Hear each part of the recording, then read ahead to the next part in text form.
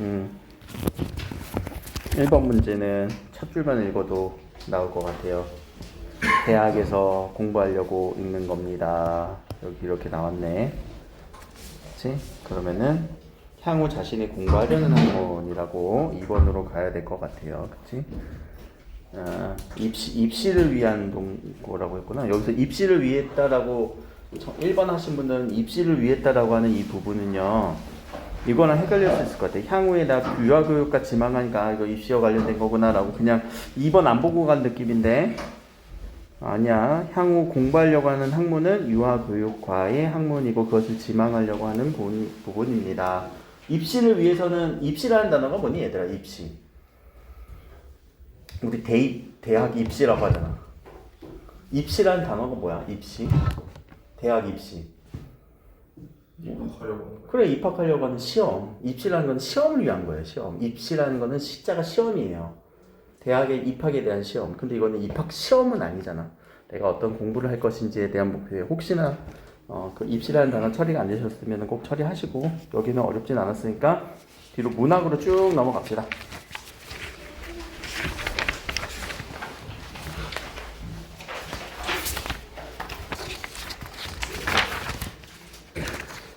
문학 18번 토막부터 해볼게요.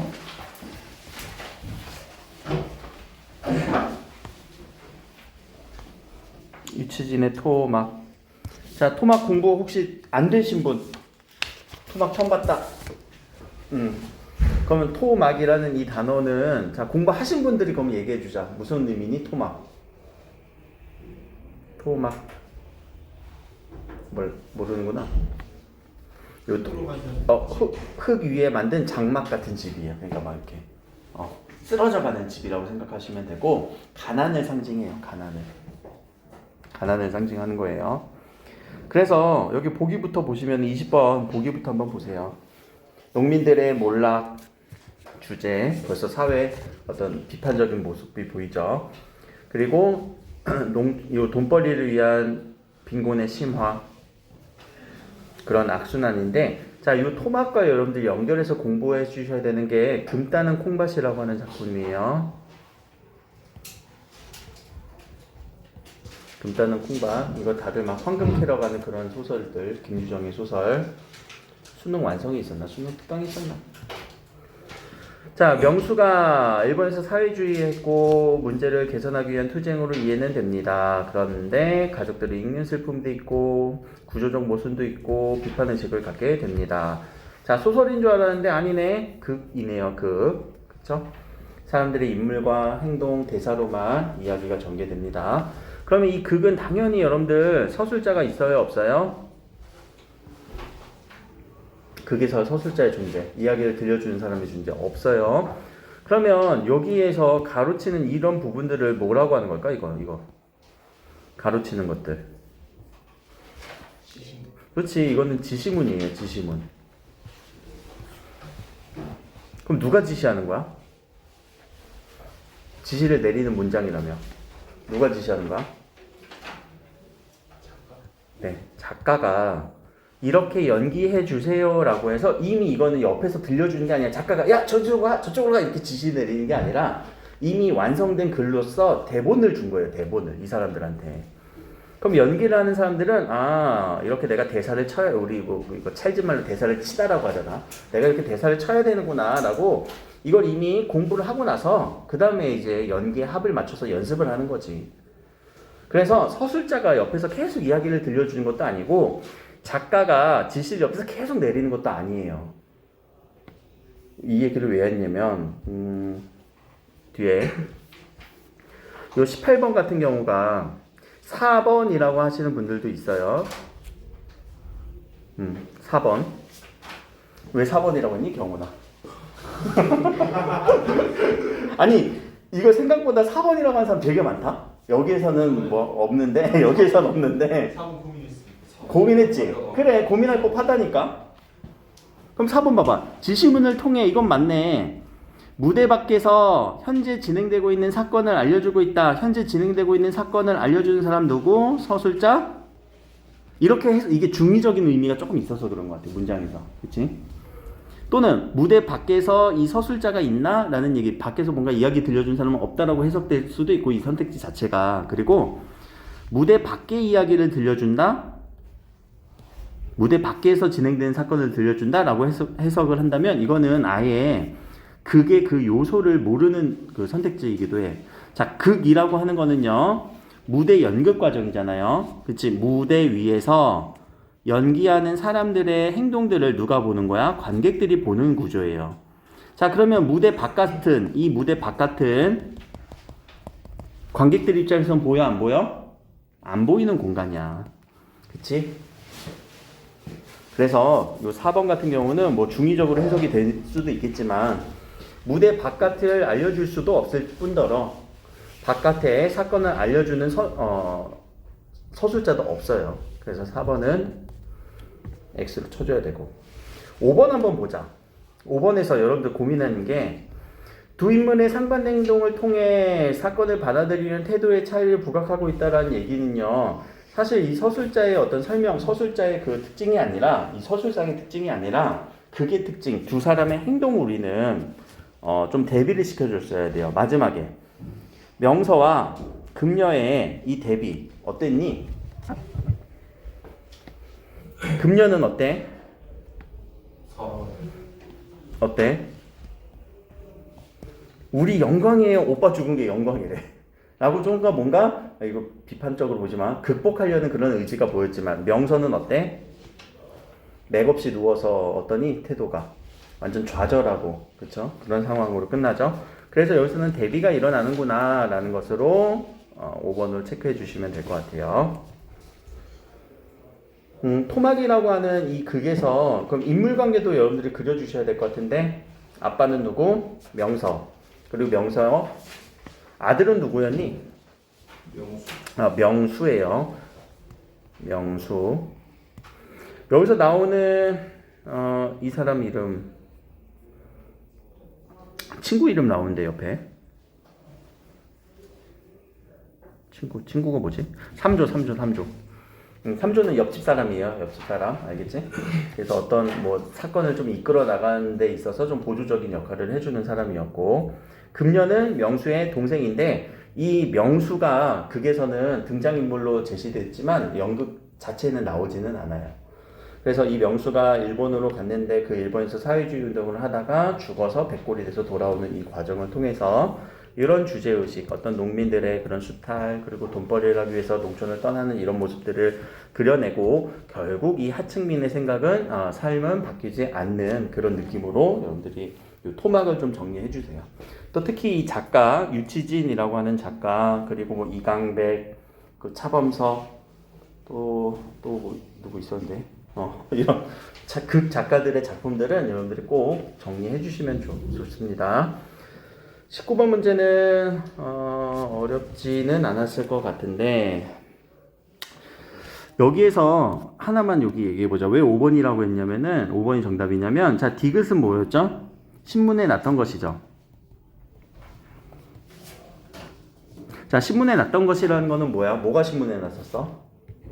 명수라는 사람이 죽었다. 그렇지 최명수라는 사람이 죽었다고. 근데 그것은 예측을 못했었죠.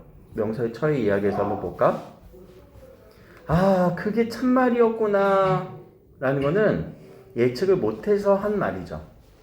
이게 참말이었어? 예측을 했다면 어떻게 해야 돼? 신문에 어떤 대로 되었군 이렇게 얘기를 해야 되지 않을까? 그래서 이런 태도를 통해서 행동을 통해서 이 대사를 통해서 이 사람의 우리가 심리까지도 추측해야 되는 그런 부분들이 좀 있어요. 그래서 좀 어려운 부분들이죠. 햇빛 때문에 그런 거지? 네. 자, 20번 문제는 어려웠었나? 3번으로 골라주신 분들이 있네. 자, 명서가 우리에게 일꾼이 되었다. 그 일꾼은 어디로 갔니? 라고 탄식하고 있었네요. 자, 노동력 부족으로 빈곤이 심화되고 있는 농촌 실태를 반영하고 있습니다. 그 일꾼 어디 갔니? 우리에게 일꾼밖에 없어. 여기에서 이 명서라고 하는 사람의 인물 캐릭터도 좀 정리해 주셔야 되는데 아버지기는 해요. 아버지인데 이 아버지인데 어떤 사람으로 그려지니? 아버지인데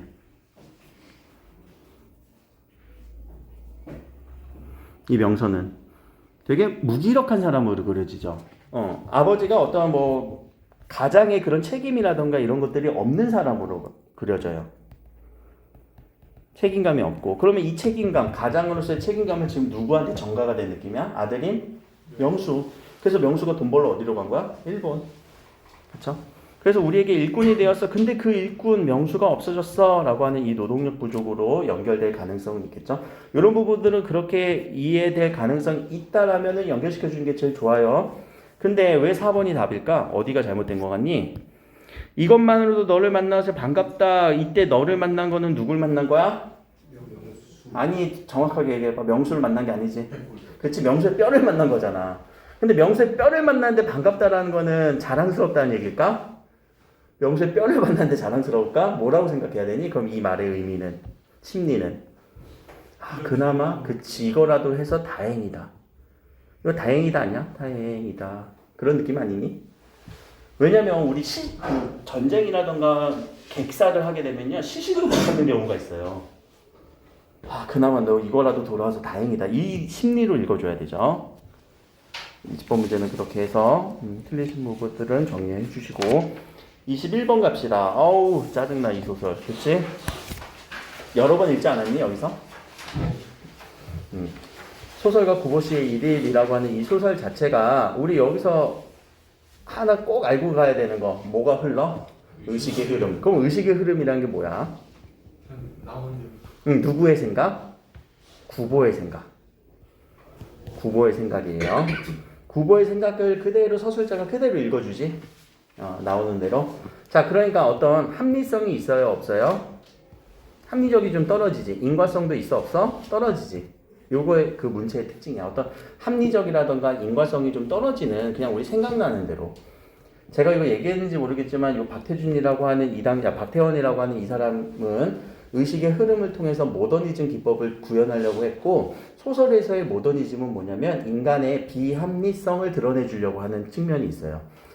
옛날에 이 1920년대에서는 당시 사회는 야 인간은 되게 합리적이야 지성적이야 라고 하는 합리주의를 강조하던 시대다 본데 모더니즘이 이런 거와 반대가 돼. 그러니까 기존의 것과 뭔가 반대를 우리가 추구하잖아. 시에서는 그동안의 정서를 엄청 드러냈다면 모더니즘에서의 시는 정서를 좀 절제하려고 하고 감정을 절제하려는 측면. 그러니까 소설에서는 이거와 반대야. 아니야 인간은 생각해보면 합리적이지 않아. 그치? 여러분들 오늘 1시까지 오라는데 왜 1시까지 안 왔니? 합리적으로 안 왔어? 아니지? 그게 비합리성을 드러내 주려고 하는 거예요. 그치? 자, 그런 부분들을 드러내 주려고 하는 측면 중에 하나고, 일단 그거를 세팅해 주고 가시는 게 좀 편할 것 같아요.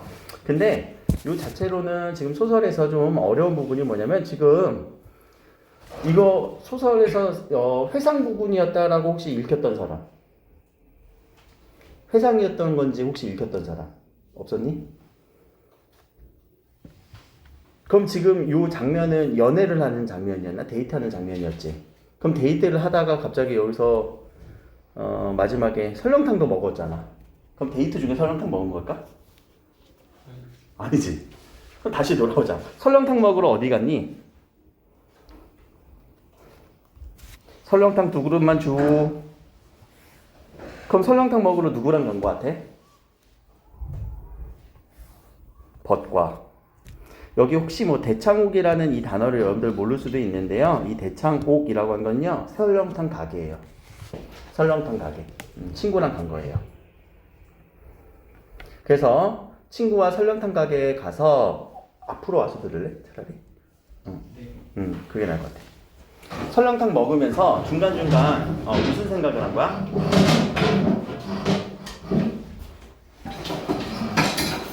그래, 앞으로 더 와도 되고, 옆으로 와도 되고, 앞으로 와도 되고. 아니면 이쪽으로 와도 되고.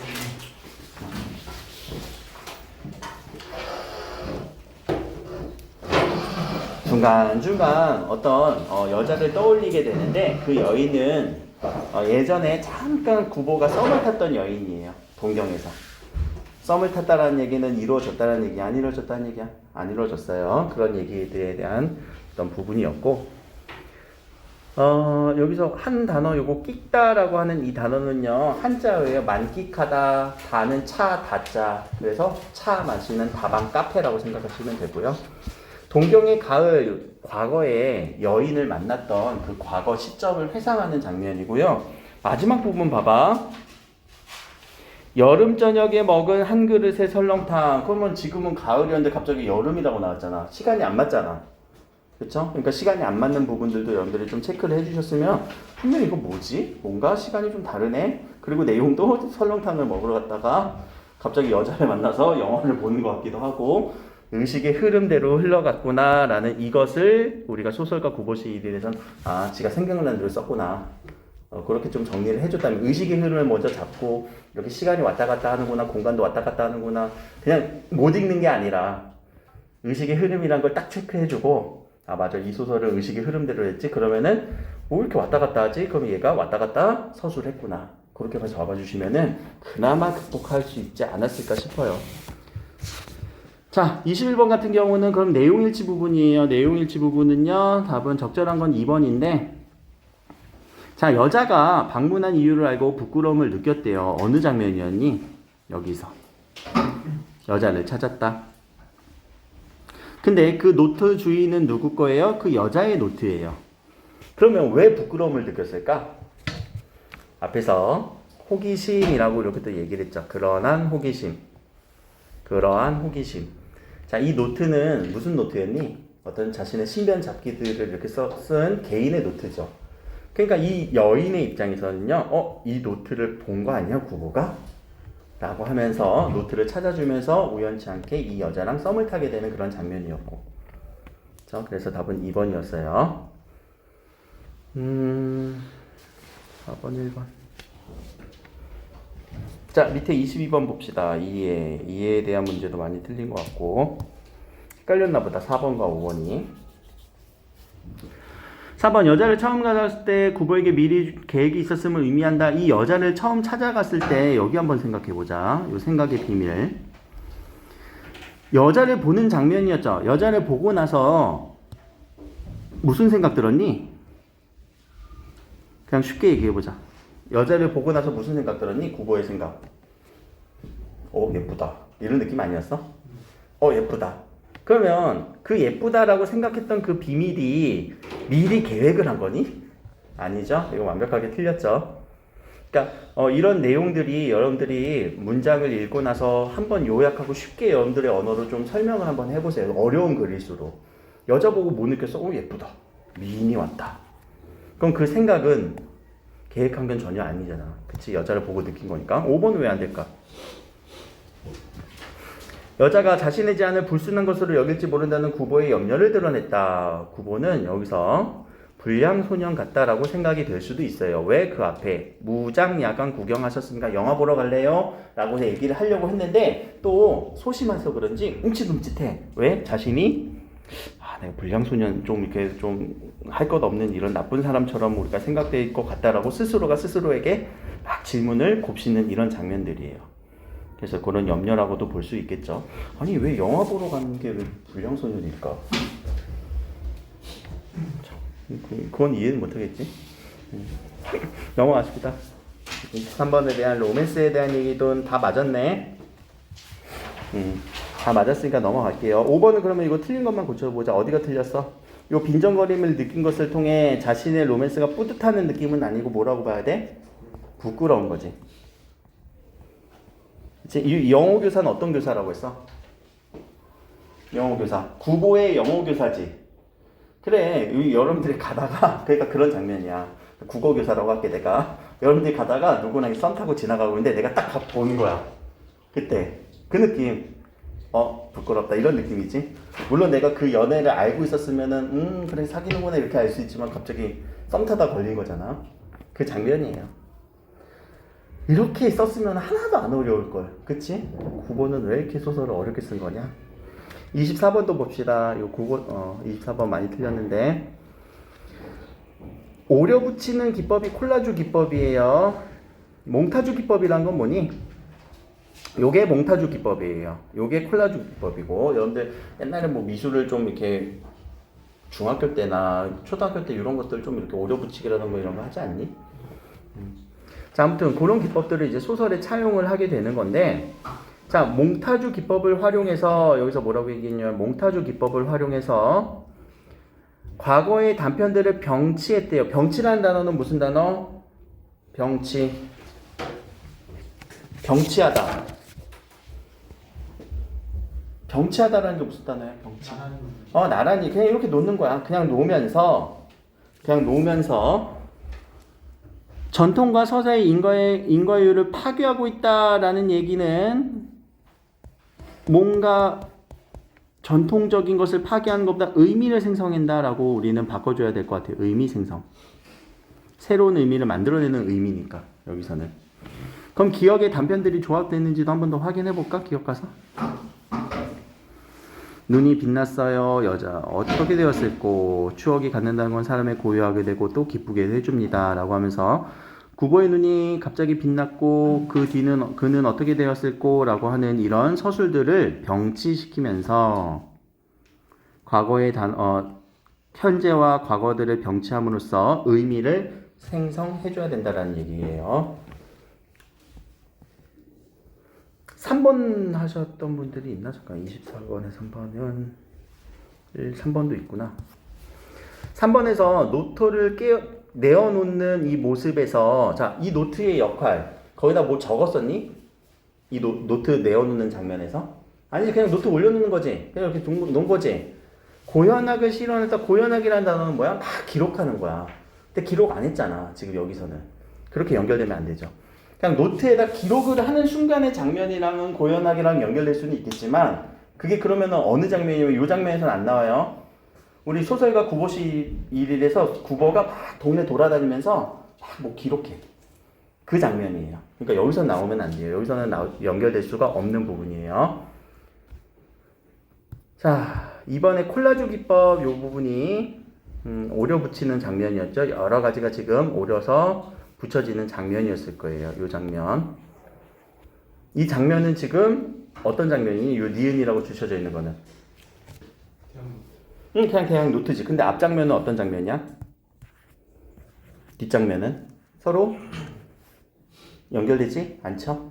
그래서 이 부분이 쏙 하고 들어갔어 라고 우리가 본다면 콜라주 기법, 오려 붙이는 콜라주 기법이었다 라고 볼 수 있겠죠.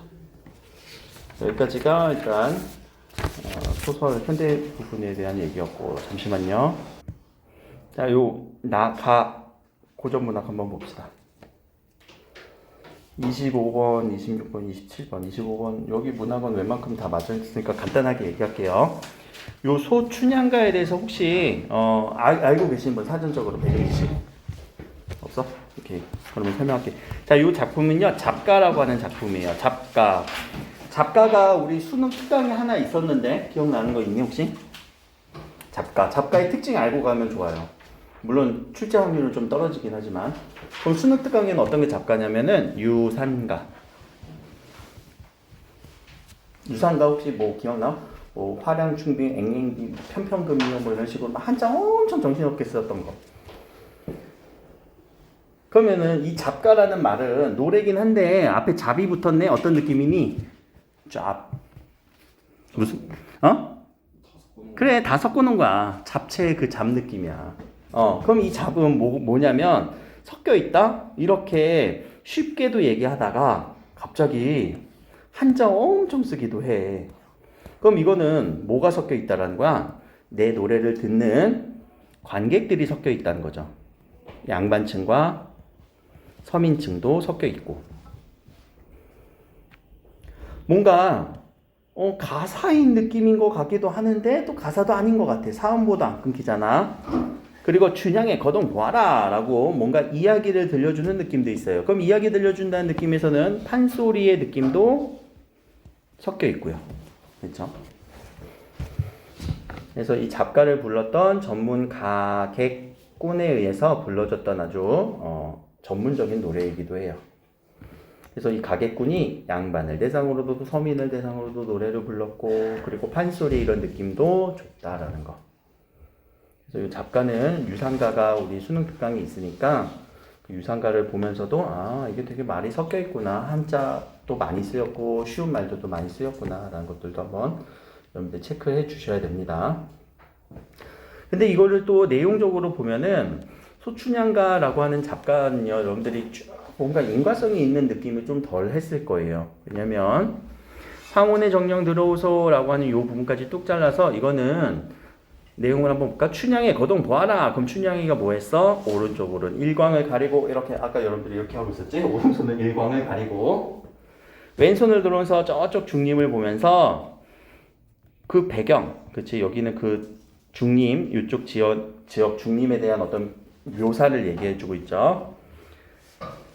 그리고 그것에 대해서 김버들이 어떤 식으로 지금 춤을 추고 있대 의인화도 된 부분이었고, 그러면서 저 집이 오니 황혼에 오세요라고 춘향이가 이몽룡한테 자신의 집을 소개하는 그런 부분이에요.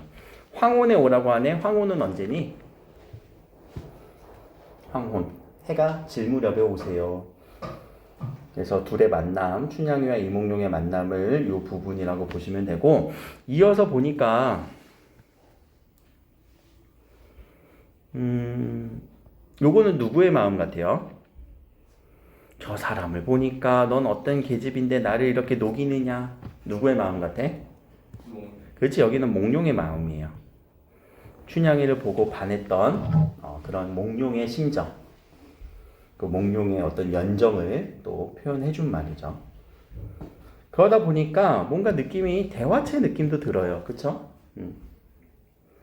근데 마지막은 갑자기 이게 사건 전개가 어떻게 되냐면은, 아니 이 두 사람 이제 만나서 서로 이제 사랑하기로 했고 만났으면은 뭔가 기뻐야 되잖아. 근데 덧없어, 공로야, 우는 눈물 받아내면 배도 타고 가려마는 눈물이 이 배를 타고 만큼 이렇게 많이 흘린대. 엄청 과장법도 나오지. 그리고 어이 그리 못 보는 거라고 해서 어떤 둘의 안타까움이 드러나죠.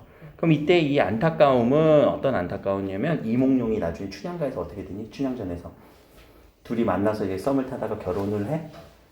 아니 이제 뭐 하러 가? 과거를 보러 한양으로 올라가지. 그때의 춘향이의 심정이에요. 그러니까 사건 전개가 툭툭 끊기면서 뭔가 이 소춘향가가 작가로서 여러분들한테 제시가 된 거예요. 요건 실제 본문이 이래요. 중간에 중략이 있는 것도 아니야. 본문이 이래. 잡가의 특징은 그 특징이야. 뭔가 내용이 긴밀하게 연결성이 없어요. 그래서 그런 특징까지도 여러분들 잡가의 특징으로 유상가까지 한번 봐주시면 좋을 것 같아요. 여기는 어렵진 않았으니까 한번 보시면 될 것 같고, 여기 의의법 찾아낼 수 있겠지? 그래서 이거는 쉽게 찾을 수 있었을 것 같아요. 그리고 기억, 니은, 디귿, 리을, 미음은 그때 당시 읽으면서 한번 이거는 바로바로 풀어주시고요. 26번 문제도 한번 풀어주시고, 그리고 27번 같은 경우도 요 A와 B의 그 공간적 느낌, A와 B는 그 소재의 기능, 달과 달의 기능이었잖아, 그치? 하나만 제대로 찾아도 이거는 풀 수 있었을 것 같아. 그 B, 달을 보면서 빛을 어떤 진정할 게 바위 없네 라고 하면서 요 갈등을 심어하는 그런 관련 대상이다 라고 우리가 B만 정확하게 읽어줘도 금방 풀렸지 않을까 싶어요. 28번 문제 가봅시다. 28번 문제인데 이런 문제 유형이 나올까 싶기도 해요. 사실 요거는 내신에서나 이렇게 보기 지문 주면서 주는 문제였잖아요. 그래서 28번 문제도 여러분들이 그때 잘 풀었던 것 같아요. 4번으로. 29번이 좀 어려웠었나?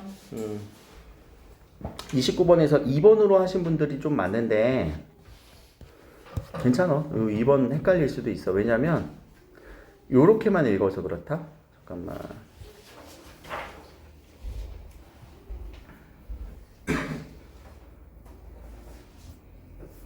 추천 장면이 어딨냐? 추천사.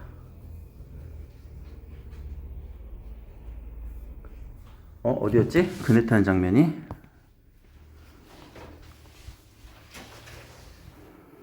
여기네. 응? 그 뒤에. 그 뒤에지. 밑에 중문 장면.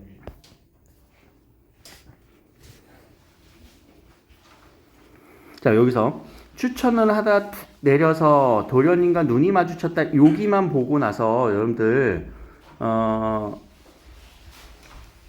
요 부분 이거 관계가 잘못됐는데요. 그네탁이 중단하고 나서 눈이 마주친 거 아닌가요? 라고 해서 혹시 29번 그렇게 풀지 않았어? 2번으로 하신 분들? 아니야? 그랬을 것 같기도 해요. 근데 부끄러워하는 감정은 어디에 있어? 그래, 여기서 깜짝 놀라서 아우 부끄러워 라고 하는 요 감정까지 읽어주시고 난 다음에 그 다음에 뒤에 추천을 못하고 들어가는데 여기서 중단된 거예요. 추천이란 단어가 무슨 단어예요? 그네 타는 거. 그래서 여기서 그네 타기 중단이 일어나요. 그래서 요 부분까지 쭉 연결시켜 줘야 되는 거예요. 2번으로 하신 분들은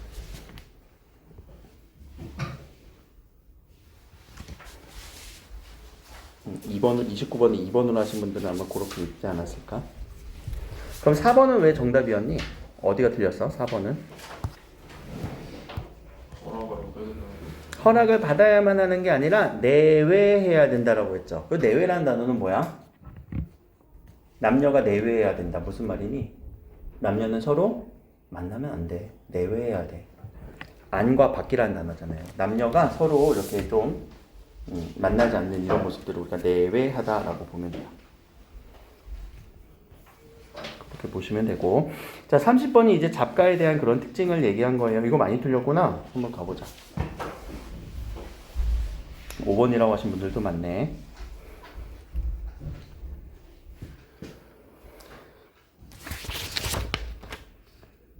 그러면은 자, 요 춘향 이별가라고 하는 이 말은 여기에서도 아까 요 판소리예요. 판소리 사설. 판소리. 근데 판소리 역시도 잡가의 특징이랑 비슷해. 양반층과 평민층에게, 서민층에게 그대로 전달이 돼요. 그러다 보니 여기서 이렇게 한자어 썼던 부분들, 그리고 이렇게 어려운 이런 부분들, 이런 것들은 당연히 식자층, 양반층과의 흥미를 이끌어내기 위한 한문투였다라고도 볼 수 있는 거예요. 이런 서술들은. 그래서 이거는 그 소설, 그 작가라던가 이 판소리에 대한 어떤 개념적인 그 장르적 특징을 여러분들이 꼭 공부는 하고 있어야 돼요. 내용적으로 지금 1번에서 춘향의 거동 보아라 라고 얘기하고 있죠. 이거는 이야기를 전달해주는 소리꾼의 이야기고, 판소리 소리꾼, 가객꾼의 이야기고. 근데 황혼의 정령 돌아오소 라고 하는 말은 춘향이가 누구한테 한 말이었니? 몽룡이한테 해가 질 쯤에 오세요 라고 하는 말은 여기서 지금 관계가 잘못됐어요. 화자가 몽룡에게 춘향의 거동 보아라 라고 하면서 춘향이 돌아오세요 라고 답을 하는 상황인데, 이 인물 간의 대화하는 장면이 아니에요. 이 춘향의 거동 보아라 라고 하는 건 누구한테 하는 말이었을까? 청중들한테 하는 말이에요. 청중들한테. 내 앞에서 이 소리꾼이 앞에 있는 사람들한테 자, 춘향의 거동 좀 볼까요? 이런 느낌이란 말이야. 주의를 환기시켜주는 말. 근데 잡가에서는요, 인물과 대화하기도 해요. 근데 여기서는 아니라고. 요 장면은 그 장면이 아니라고. 그 외에는 다 됐을 것 같고요. 뒤로 넘어서 현대문학 한번 봅시다. 31, 2, 3, 4 그렇게 틀린 문제 없었을 것 같고, 요 강우가 수능 완성에서 연계되는 작품이죠. 되게 슬퍼요. 그치? 슬퍼. 요거 마지막 문제 34번에 4번 선택지만 좀 얘기해보자. 여기서 요거 처리가 안 됐을 수도 있어요.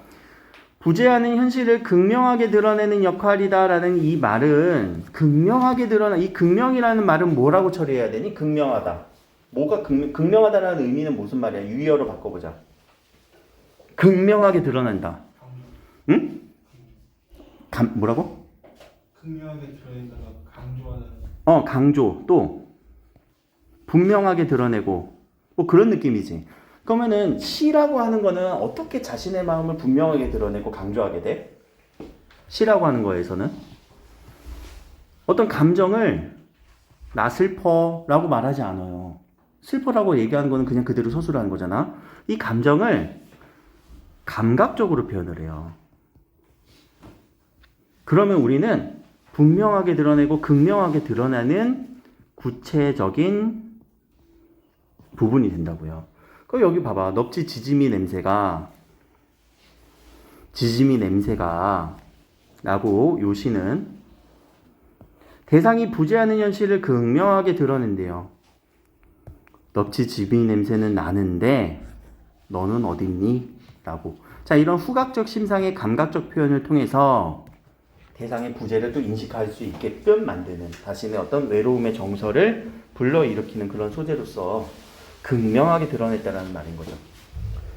이 단어가 처리가 안 되신 분들은 4번으로 처리하셨을 거예요. 아, 극명하다라는 거는 뭔가 되게 극적으로 드러내야 되지 않나요? 라고 생각하시는데 아니, 시에서는요 이런 식으로 감각적으로 구체화시키는 것을 극명하고 분명하게 드러낸다라는 그런 표현을 많이 합니다. 5번에서는 의식적으로 소거한 거 아니죠? 의식적 소거가 아니라 그냥 없으니까 안 들린 거예요. 그렇게 한번 문학까지 한번 봤습니다.